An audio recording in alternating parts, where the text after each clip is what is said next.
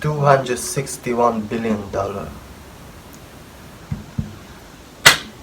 You know, one thing I don't understand. Why can't we all get along?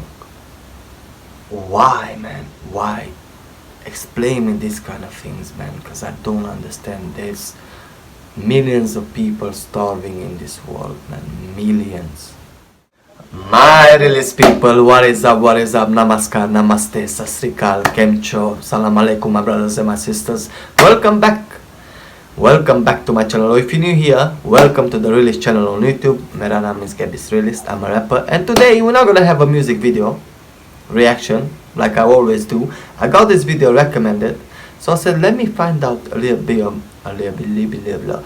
more about India. So today we're gonna react to India versus China. Who would win? Without wasting any time, don't forget to like, subscribe to my channel if you guys like my content. You can become members as well of this channel if you want to support my channel and join the Release family. And let me know, give me some more, recommend me some more of this kind of videos about India. I need to find out a little bit more things, you know. Even if anyone wants to teach me a little bit Indian, you can follow me on Instagram as well, you know. Any girls, if it's possible. If not, brothers, you can come as well, uncles, aunties, whatever. So without wasting any time, let's check this out. In mid-June 2020, World War III started trending on Twitter again. This time it was because a border dispute in the Himalayas between Chinese and Indian forces turned deadly, killing upward of 20 people. This is the first time since 1975 that the two countries have had a fatal conflict, and the most serious skirmish since 1967. I never heard. You see? I never heard. Naturally, as the two nations are populous, militarily powerful, and have nuclear capabilities, the world is biting its nails to see what happens next. But assuming the whole thing doesn't end in diplomacy or a world-consuming mushroom cloud, which country has what it takes to bring home a final victory? Using a mix of historical precedents of the prior conflicts between the two countries and our knowledge of their current military capabilities, we intend to find out exactly whether China or India would win if the two nations went to war today. After all, we're not just talking about dusty hypotheticals here. Relations between India and China have been extremely strained since the Sino-Indian War of 1962, which occurred over the same stretch of the Himalayan border that's causing conflicts today. India had granted the Dalai Lama asylum within their borders after the fallout of the 1959 Tibetan uprising, already putting them in China's bad books. And with China's military encroaching on the line of actual control, the demarcation line that separates Indian and Chinese territory in the Himalayas, a military skirmish was practically inevitable. The resulting conflict was short-lived, lasting only 1 month and 1 day between October and November of 1962. The People's Liberation Army of China had a vast numerical superiority over India's military forces, and India suffered significantly greater losses, with nearly double China's deaths, many wounded and over 3,000 captured. This loss is partly chalked up to the fact that it's believed, according to some leaked CIA documents, that India underestimated both China's military capabilities and their willingness to escalate the conflict. While India requested military assistance from the US in the form of 12 squadrons of fighter jets, their pleas were rejected, and India instead turned to Moscow for assistance. Ultimately, none of it did all that much good, as China claimed the eastern theater up to the line of actual control before declaring a unilateral ceasefire. India was left to lick its wounds, and tensions between the two countries have been high ever since, with conflicts still breaking out well into the 70s. Both nations have ramped up militarization around the world. Okay, so they got history from many years ago. Alright, okay. Of actual control as a show of strength, and this has left both with very little room to maneuver. In a sense, the Himalayan border is a In the past 7 days, we've made over $200,000 in savings. Very powder keg. In the past 7 days, I made $10. And he made $200 or $700. Whatever, bro. Send me some money as well, innit? And lately, we've been seeing the sparks. While a past record of military supremacy definitely works in China's favor, the Sino-Indian War was also 58 years ago, and failure is an excellent teacher. India has been engaged in frequent conflicts since the Sino-Indian War, giving their combatants invaluable battlefield experience. India is widely believed to have won every conflict they engaged in post-Sino-Indian War, with the exception of the Indo-Pakistani War of 1965, which ended in a ceasefire. China comparatively fought its last considerable conflict against Vietnamese forces in 1979. Once again, experience won out here as the Vietnamese, who'd recently honed their skills in battle against the forces of the United States, are largely considered to have handed China's asses to them. This is why the value of actual experience in war can never be overstated. But let's take a step back and look at what these two militaries have to offer in terms of manpower, technology, training, and resources. First, soldiers, the bread and butter of any military. Much like the Sino-Indian War, China has numerical superiority, though in India's defense, seeing as China is ranked as having the highest number of active military personnel in the world at 2,035,000, China's military has numerical superiority over literally everyone. With over 500,000 reserve personnel who could be easily called into action in a wartime scenario, China is a force to be reckoned with. India, however, isn't all that far behind, with 1,237,117 active personnel and an impressive 960,000 reserve personnel, putting the difference between their totals in the mere hundred thousands. But here's the big twist. The numbers here only pertain to the Indian Army, which is the ground force branch of the Indian Armed Forces, whose total number of active personnel are 1,444,500, second only to the PLA's total active personnel. However, the overall numbers of reserve personnel for the Indian Armed Forces now dwarfs China's at an astonishing 2.1 million. The Indian Navy boasts 67,252 active personnel and 55,000 reserves. The Indian Air Force has 139,576 active personnel and I'm not gonna lie, so many numbers. It's hard to keep up. 2 million, 1 million, 100k, lakh, and 2 lakh, 3 lakh.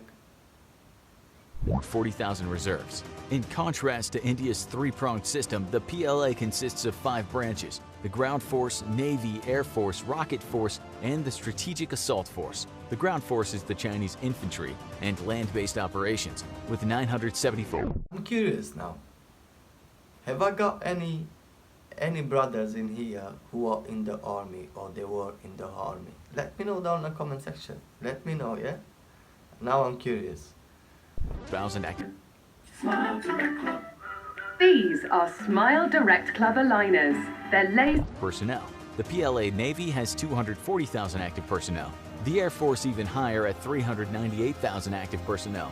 The People's Liberation Army Rocket Force, also known by the pretty funny acronym PLARF, is the branch of the military in charge of the land-based ballistic and nuclear armaments. They have only 100,000 active personnel. And finally, the Strategic Assault Force. This is the newest branch of the PLA, established officially in 2015, dealing with extremely modern forms of warfare like space and cyber operations. This division is so new that we don't even have an exact number of active personnel, but due to the specialization of the job and the fact that the group is only 5 years old, it's safe to assume that it's likely the smallest branch of the PLA. However, we also have a far wider trend to consider here: the fact that China and India are two of the most populous nations on Earth, with populations of 1.393 billion and 1.353 billion respectively, as of 2018. In a situation Billions.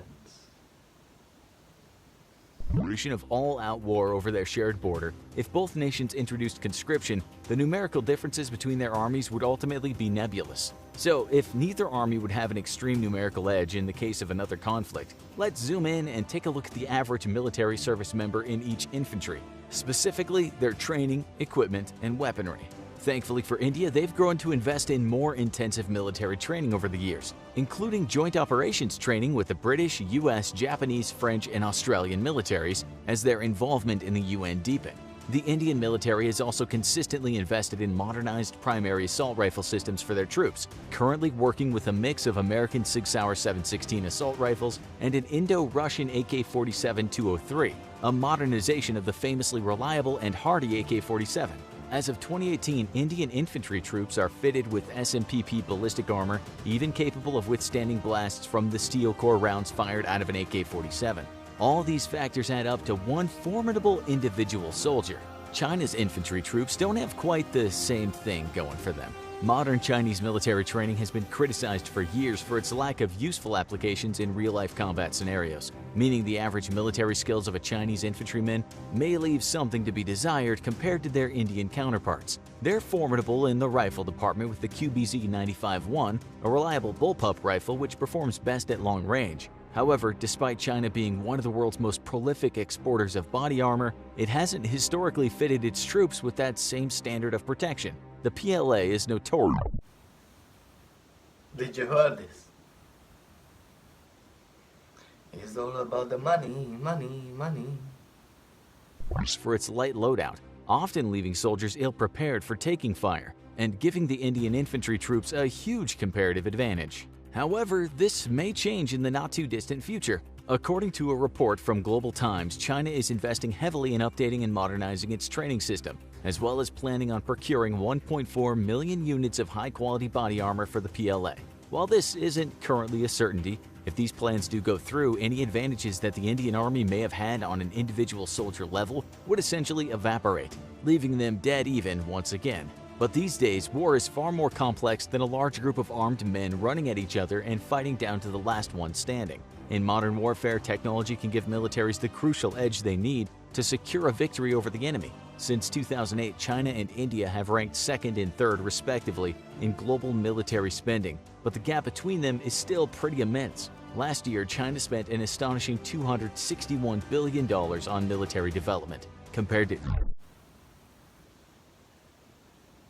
$261 billion.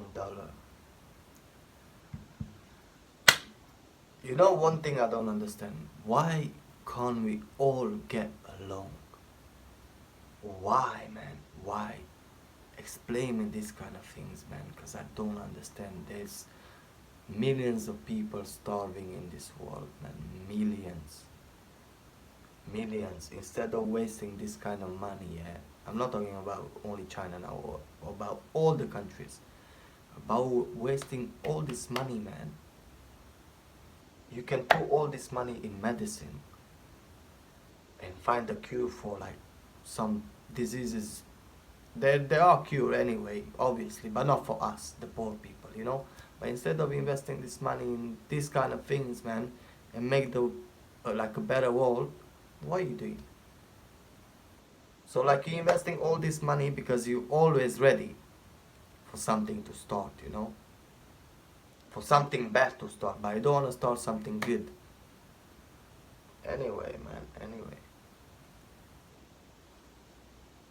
Is far smaller, $71.1 billion. This disparity becomes a little more natural when you realize that China's economy is 5 times the size of India's. Let's take a look at how these numbers actually translate into vehicles for their armies, navies, and air forces. While China is generally packing more hardware than India, one exception is in the world of tanks, where India's over 4,200 stands over 1,000 units greater than China's 3,200 plus tanks. However, this doesn't paint the whole picture of China's ground capabilities. If we're looking at the number of armored ground vehicles overall, China's 33,000 dwarfs India's 8,600, giving them considerable ground superiority, bolstered by the fact that they have 10 times more rocket projectors than their Indian counterparts. China also holds dominance over the skies with 3,210 aircraft compared to India's 2,123. It also has approximately double the fighter and interceptor jets and 507 workable airports compared to India's 346. Once again, sadly for India, this trend continues into the country's navies.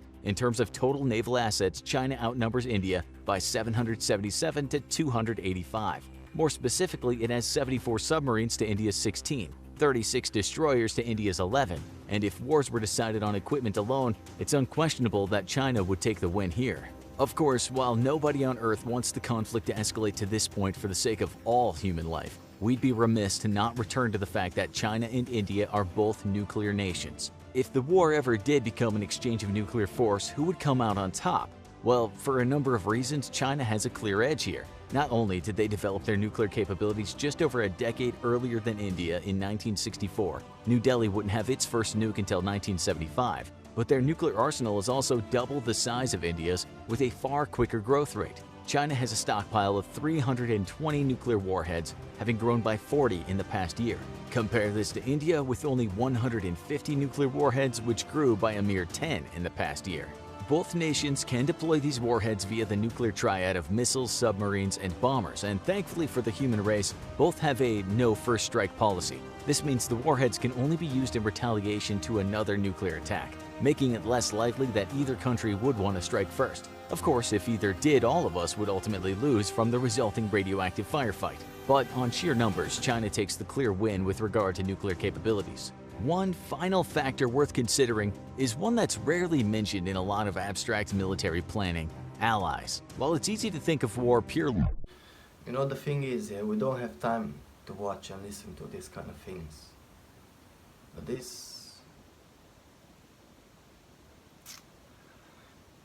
end of the day, we're too small for these things, you know.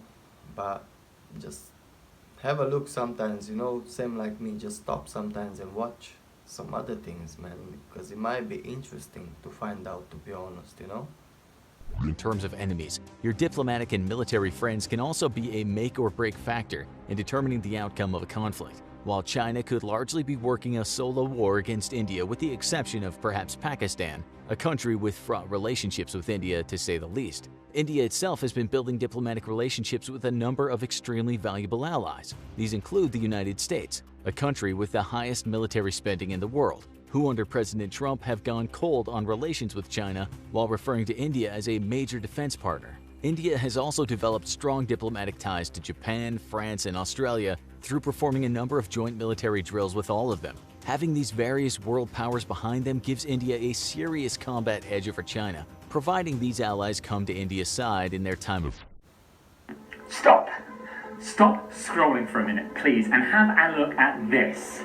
need. While the US could be India's greatest ally in this speculative war, foreign policy under President Trump has been known to be capricious and unreliable to other allies, such as the Kurdish forces in Syria in 2019. So there's really no way of telling for sure. So back to our big question: who would win in a modern conflict between India and China? Turns out it's a lot more complex than you may have thought. While a layman might assume that China's apparent numerical and monetary advantages hand it an easy win, these advantages can be neutralized by India's stronger troops, who are better equipped, better trained, and more experienced, and its greater network of powerful allies. Then there's the strategic picture, as while the Indian Navy is smaller than the Chinese Navy, India itself is situated on the jugular of Chinese trade, so to speak. Chinese trade ships must pass through the Indian Ocean to reach their destinations, and while China may have a larger fleet, it's not very well equipped to conduct operations far from its own shores. With only 2 aircraft carriers with a capacity of about 24 aircraft between them,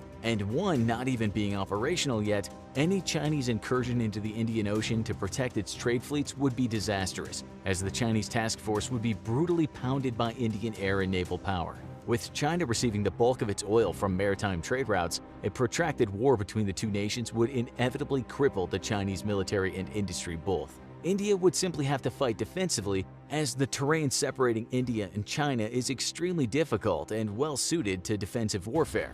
While the Chinese could crush any Indian incursion into China itself, and there'd be few strategic targets to take close to the Indian border anyway, a war between the two nations would inevitably see India the winner, as it slowly strangles Chinese trade to death. Check out American USA versus Chinese soldier. How do they compare? Military-army comparison. And Russia versus USA. Who would win? Military comparison 2019. For more compelling military analysis.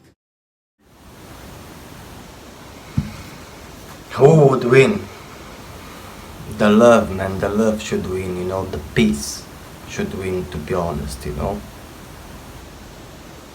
I think it's not necessarily like it's not interesting for me, this subject, you know, but it's up there in the sky for me, to be honest, yeah, because at the end of the day, we're too small for this. You can see, if anything, whatever these governments they want to do, they will do it, man.